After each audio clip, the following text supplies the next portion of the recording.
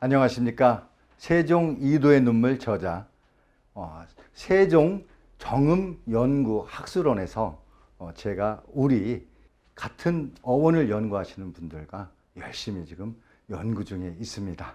그분들이 차차 제 강의가 무르익어 가면서 한 번씩 출연하시게 되는데요. 여러분들께 정말 유익한 정보를 드리기 위해서 노력을 하겠습니다. 자, 그럼 강의에 들어가도록 하겠습니다. 네, 우리가 세종 이도의 눈물 하고 하니까 제목이 왜 눈물이냐, 기왕이면 기쁨으로 하지. 그럼 현재가 눈물을 흘리고 계시고요. 제가 열심히 연구한 거를 발표하면 할수록 세종대왕께서 이제 기쁨의 눈물로 바꾸실 걸로 저는 확신을 갖고 있습니다. 자, 오늘은요, 우리 언어가 세계 언어의 문화의 중심 뿌리다 라는 큰 제목에서 우리 한국 건축사를 제가 예를 들어서 건축사에 나오는 용어들도 같이 알아보는 그런 시간입니다. 여러분, 현재 우리나라 건축학을 전공하는 학생들이 공부하는 이게 참고서적들입니다. 예를 들면 한국 건축의 역사, 한국 건축 통사. 자, 이런 저자분들은요, 우리 한옥에 관심이 있으신 분들은 아마 금방 아실 겁니다. 김동욱 교수님, 그리고 대한건축학회, 그리고 한국건축사의 주남철 선생님의 이러한 참고 자료들이 있습니다. 그리고 현재 학부 과정에서 건축사를 전공하시는 분들은 알기 쉬운 한국 건축 용어 사전이 어떻게 보면 중심 매뉴얼이 되고 있습니다. 김항직 교수님이 만드신 책입니다. 그리고 한국 건축의 수업, 답사를 통해서 현장을 생생히 알려주는 한국 건축 역사학에서 만든 그러한 서적과, 그리고 우리 한국의 건축사를 얘기하려면 이분을 빼놓고는 얘기할 수가 없습니다. 바로 그분이 한국 건축 대계 목조를 만드신 장기인 선생님입니다.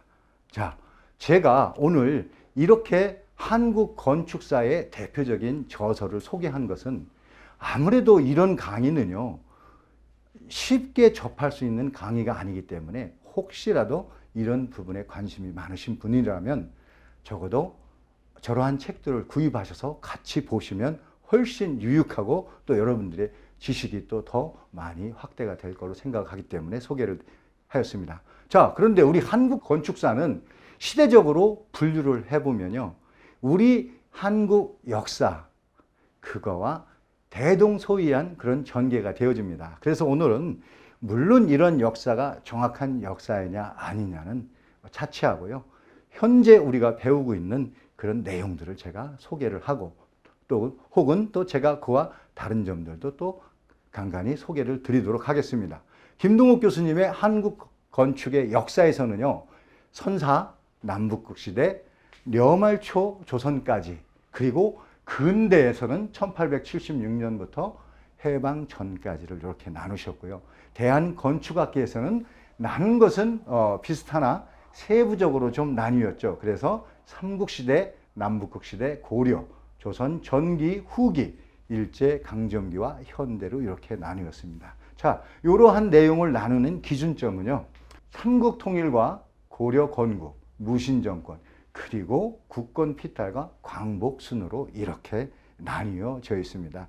아래 주남철의 한국 건축사도 비슷한 그런 내용으로 구성이 되어 있다고 할 수 있습니다.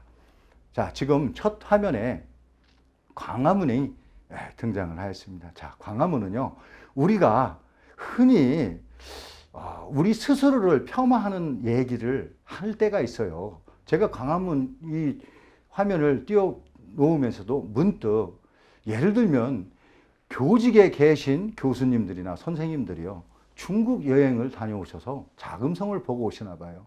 그리고 오셔서는 한다는 소리가, 국가의 그 귀한 자금으로 다녀오신 분들이, 아니, 자금성에 비하면 우리 경복궁은 화장실 수준이야. 정말 이게 우매한 선생님들의 말씀입니다. 제가 광화문을 띄워놓은 것은 잠깐 제가 광화문의 의상을 한번 알려드리기 위해서입니다. 자, 우리나라에는 궁궐이 서울 안에 적어도 우리가 알고 있는 궁궐이 전부 5개의 궁궐입니다. 그 중에 중심 궁궐이 바로 이 광화문인데요. 광화문은 전체 면적이 성 내만 따져서 21만 평입니다. 그러면 그러면 자금성하고 비교했을 때 그런 말 할 만도 하네? 라고 하겠지만 사실은요. 북경에는 자금성 달랑 하나만 있고요.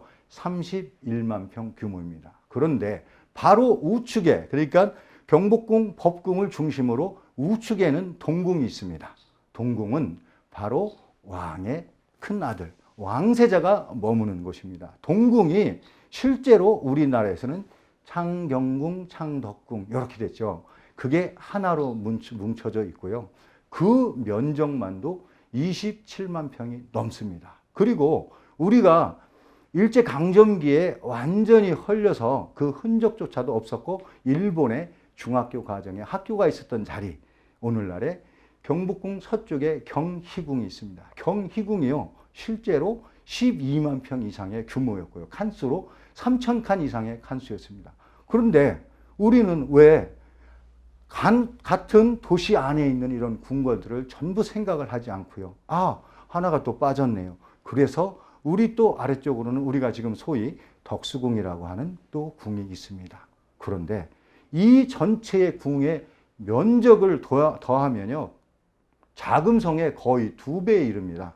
우리 교장 선생님, 교감 선생님 답사 다녀오셔서요, 절대로 우리 한국의 궁궐은 자금성의 화장실만 하다는 그런 말씀은 하지 않으셨으면 좋겠습니다. 우리가 전체적인 궁에 서울 안에 있는 궁궐만 따져봤을 때도 벌써 우리가 자금성의 규모, 대명궁의 규모를 넘고 있는 그야말로 문화유산의 보고를 갖고 있는 자랑스러운 선조를 가진 우리들입니다. 자, 다음 장 보시겠습니다.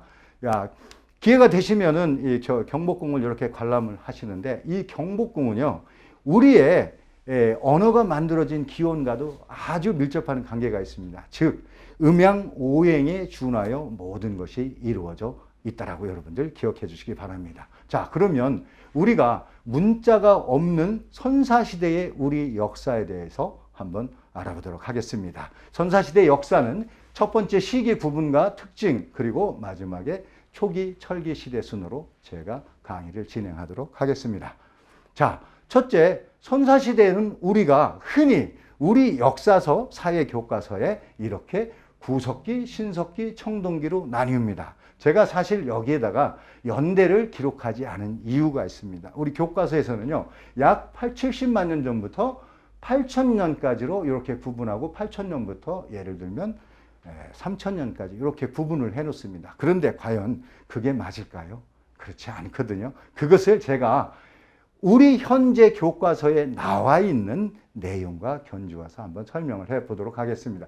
구석기의 특징은 뗀석기, 밀개, 긁게, 찌르게, 주먹도끼. 아마 우리 여러분들 전부 다 잘 알고 계실 거예요. 그리고 채집과 사냥, 어루생활.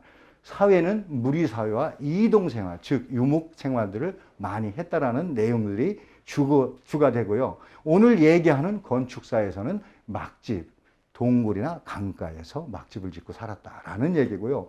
화덕이 또 유일하게 불을 사용하는 흔적이 있어요. 근데 이것은 유럽 학계에서 기준하는 그러한 역사책이나 구분하는 구석기 시대에는 불 사용한 흔적만 들어있죠. 사실은 여기에 우리는요, 이미 불을 이용해서 뭔가 하는 구들의 흔적도 사실은 있었습니다. 그런 것들이 우리는 잘 알려지지 않지요.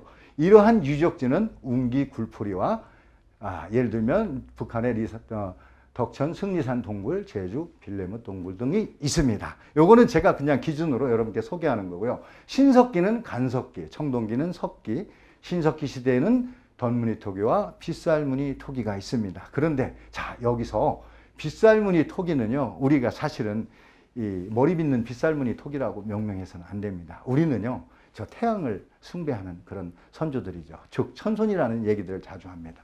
빗살무늬 토기는 햇살무늬 토기로 여러분들이 앞으로 기억해 주셨으면 좋겠습니다. 농경과 목축이 시작되었다고 돼 있어요. 그런데 이 농경과 목축이 과연 8,000년 전에 우리가 농경과 목축을 처음 시작했을까요? 자, 이것은 유럽을 기준으로 했을 때 농경 목축이 바로 이와 같은 시대에 구분되어지는 거고요. 자, 제가 그럼 한번 그러면 우리 한반도에서 있었던 신석기 시대의 농경 목축은 언제 시작하였을까요? 놀랍게도요.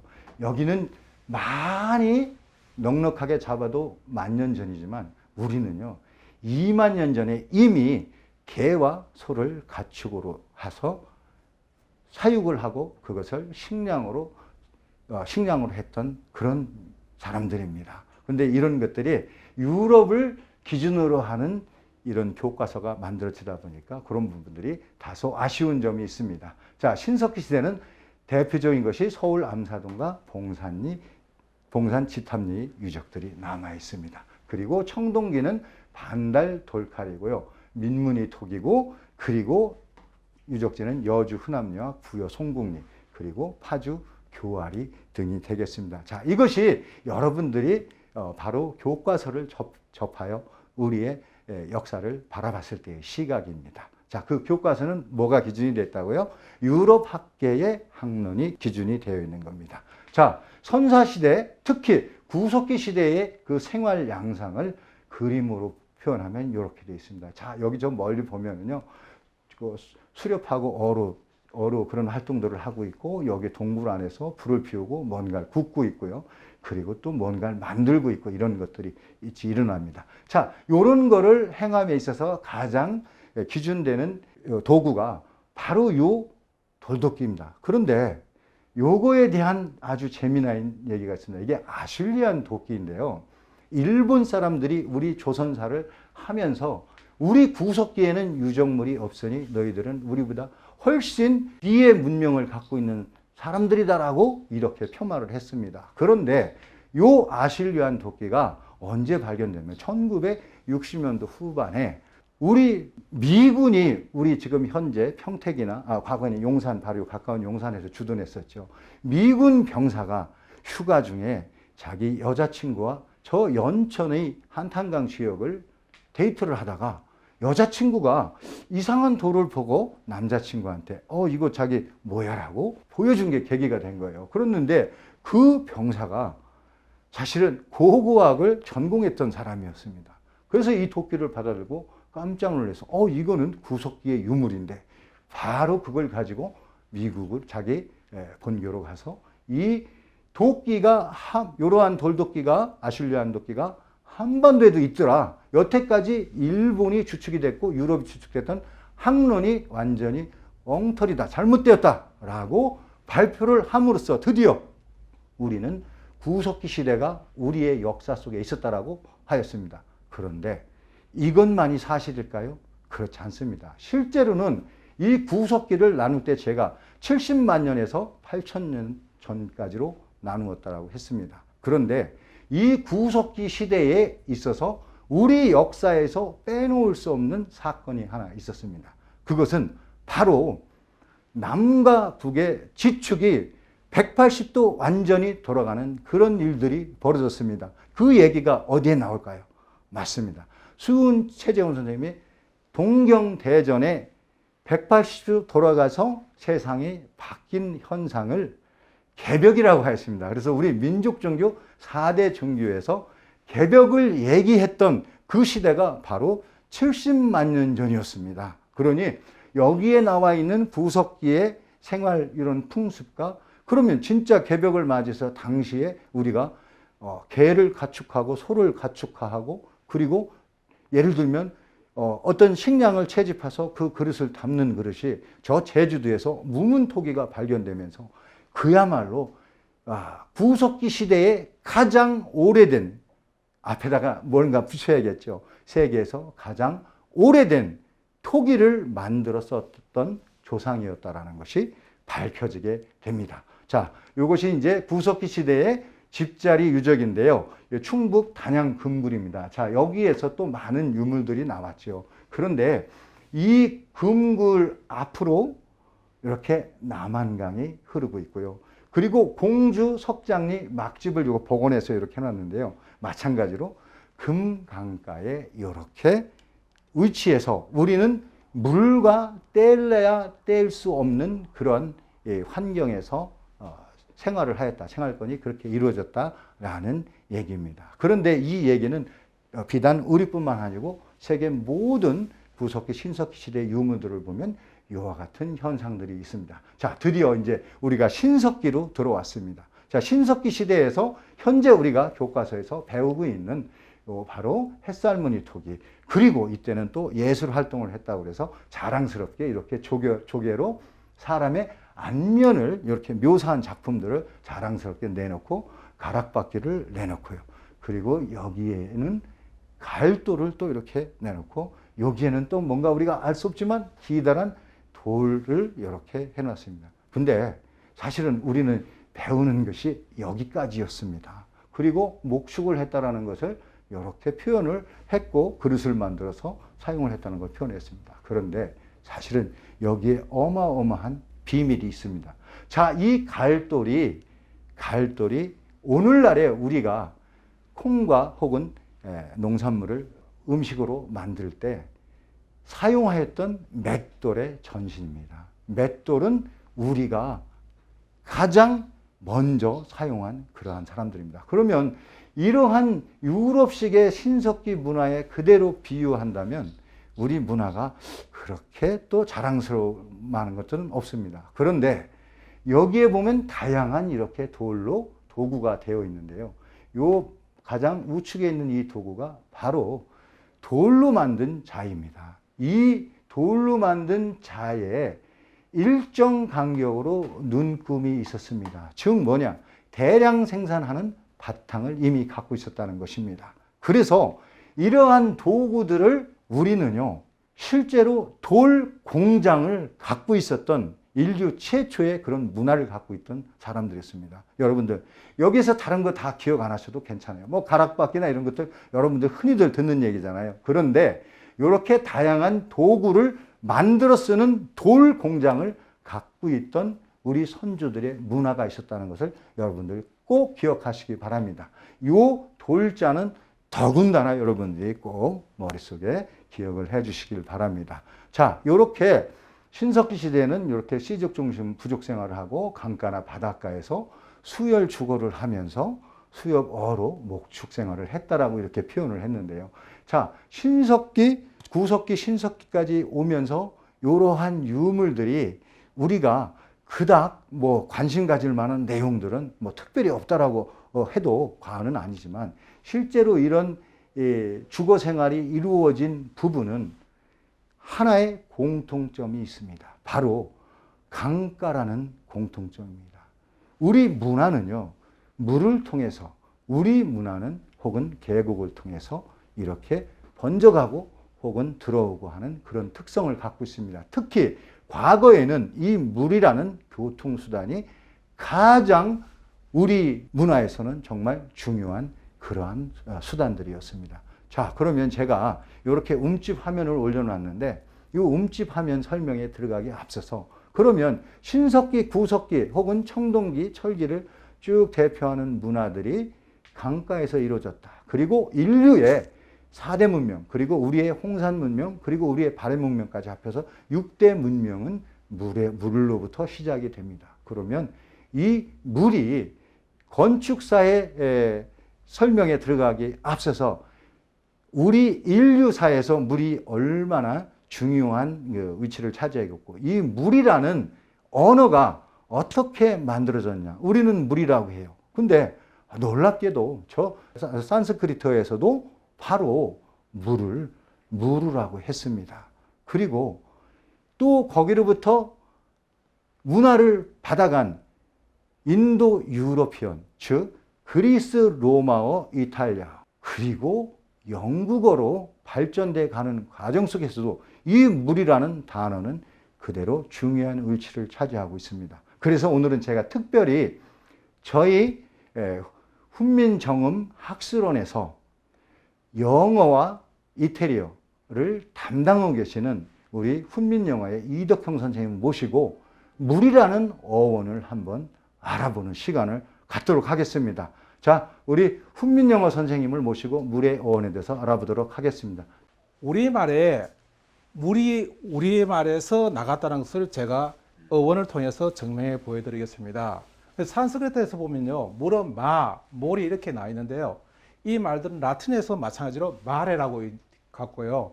이 말들은 거의 다 한국어, 태국에서는 물, 중국에서는 무, 아라비아에서 이래서 거의 마와 미, 매 이렇게 바뀌었는데요.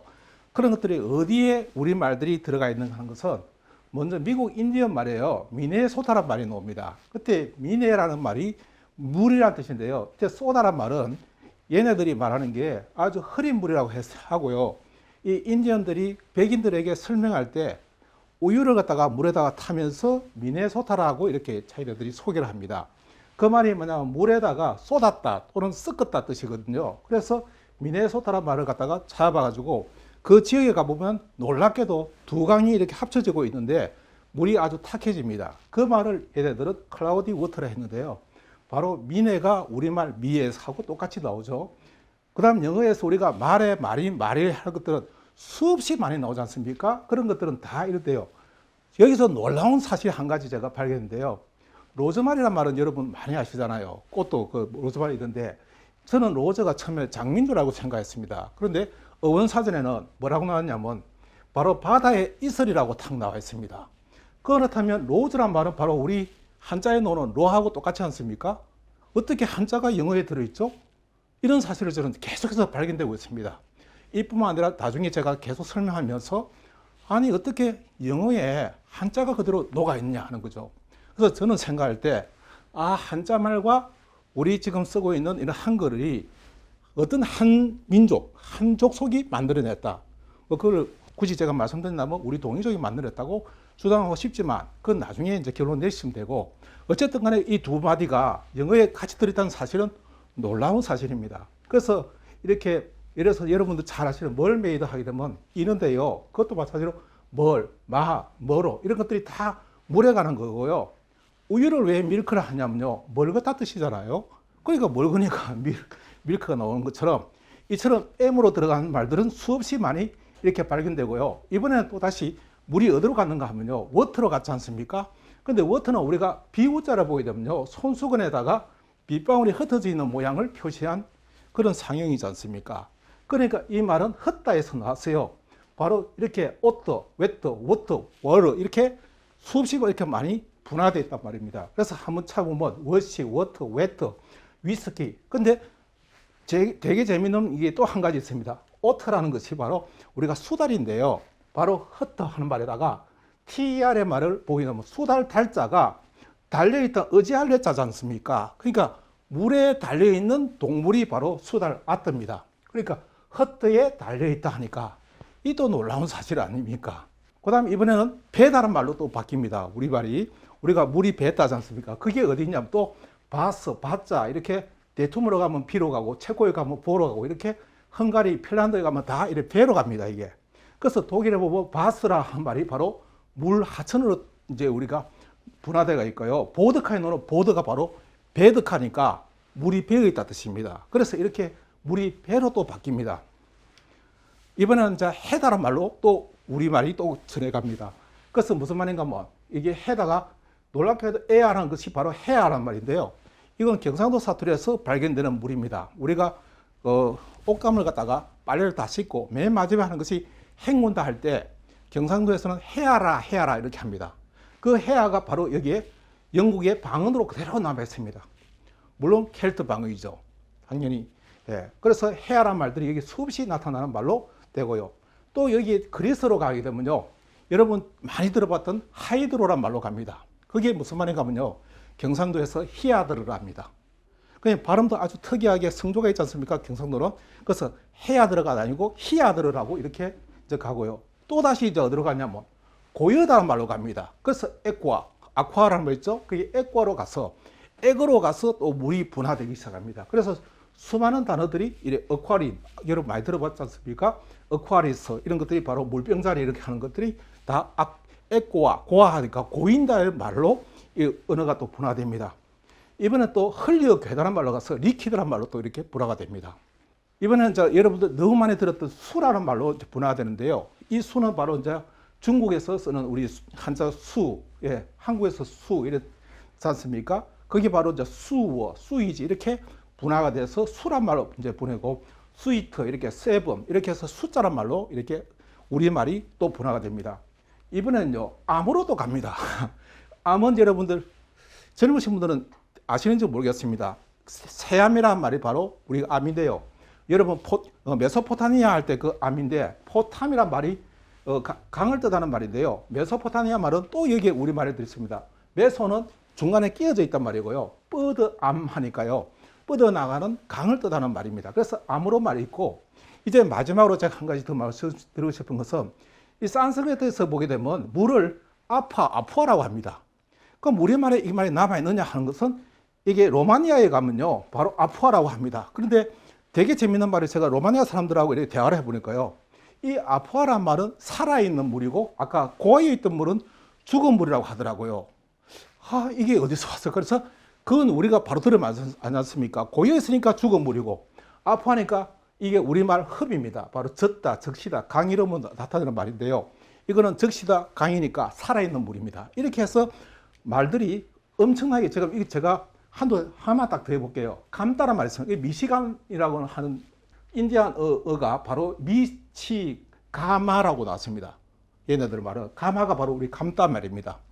이처럼 이 외에도 제가 지금 시간상 너무 많아서 다 설명드리지 못하는데 너무 많은 말들이 이 우리말에서 물에서 분화된 걸로 봐서 그 물의 근원적인 것을 사유했던 민족이나 또 이 물에 대한 풍부한 문화를 가졌던 민족은 제 입장에서 볼 때는 이건 빼도 박도 못하듯이 바로 우리 민족이라는 것을 저는 말씀드리고 싶습니다. 어원은 속일 수가 없습니다. 감사합니다.